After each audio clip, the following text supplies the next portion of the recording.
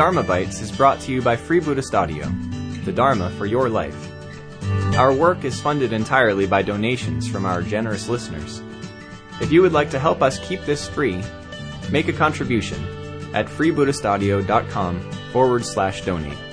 Thank you, and happy listening. What a world I live in. Here am I, not only am I in prison, my own son nearly killed me and threw me in prison. My own son has killed his own father, my beloved husband. And she faces towards the Vulture's Peak, where she knows her teacher, the Buddha, is teaching.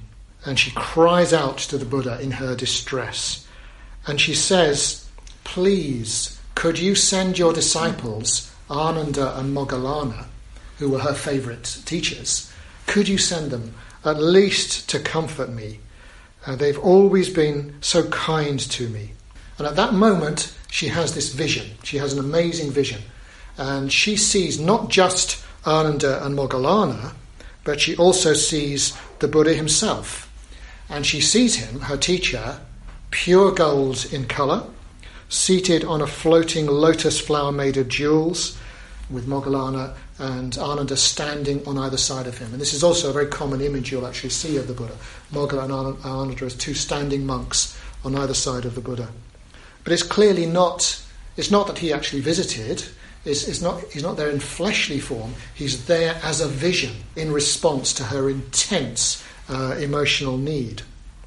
And flowers are sprinkling down all around, and she cries out to this visionary Buddha, "Why is all this happening to me? What have I done to deserve this? What kind of world is this where such dreadful things can happen? Even you've had attempts made on your life. Isn't there some place with no sorrows? Isn't there some place with no afflictions? Is there a place where there are no evil people?" And the Buddha doesn't answer, at least not in words. And she sees a sort of a blinding flash of light from his forehead, and above him she sees countless other planets, continents, cities, worlds, valleys and forests, seas and moons. She just sees them, loads and loads of them, as if she's got a very, very good telescope, depicted in the sky. All of them majestic and beautiful Buddha lands, in the north, in the east, in the south. And this is, in a way, the spirit of these Pure Land Sutras. And it is difficult for me to know how to suggest you take them, in a way. It may be that this kind of stuff doesn't really appeal to you. It's sort of trying to open your imagination into something really huge and vast. But when you read them, you'll find it does it very much on ancient Indian terms, with ancient Indian values, and it may not necessarily appeal. But I hope that the meditation maybe gave you a taste of this process of just opening your imagination to something vast. And so she has a good look at all these Buddha, as if they're sort of going past her on a conveyor belt, "Oh, that's a nice one." And then she chooses, "That's the one I want," she says. And she chooses the Western Pure Land of Amitabha, which is known as the land of bliss, Sukhavati. Sukhavati, the land of bliss. And she says, "How could I go there? How could I go there?" And the Buddha's replies is quite interesting, because she's seen it as if it was on some distant planet. But actually he says, Sukhavati is not far from here.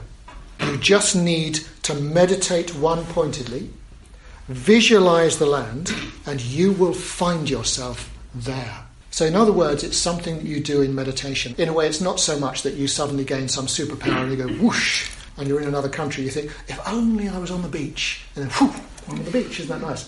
But you do it in your mind, and your mind takes you there so that you feel as if you're in the Pure Land.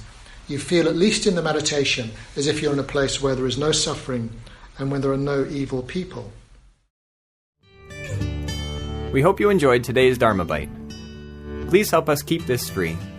Make a contribution at freebuddhistaudio.com/donate. And thank you.